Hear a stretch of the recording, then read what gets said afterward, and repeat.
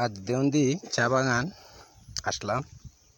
আসার পরই দেখতে পেলাম পাহাড় থেকে অনেক বাদর এখানে নেমে এসেছে, বাচ্চা সহ মা সন্তান সবাই মিলে।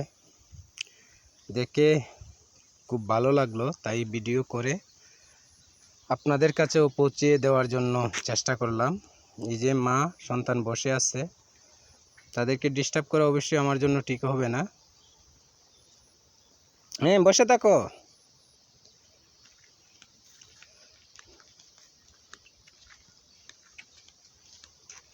ওইখানে একটা জঙ্গলের ভিতরে বসে আছে।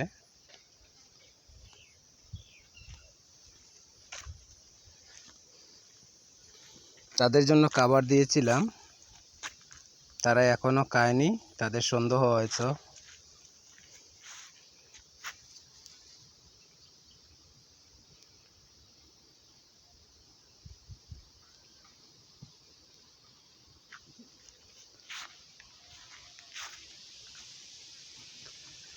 প্রত্যেকটা চারায় চারায় লুকিয়ে রয়েছে।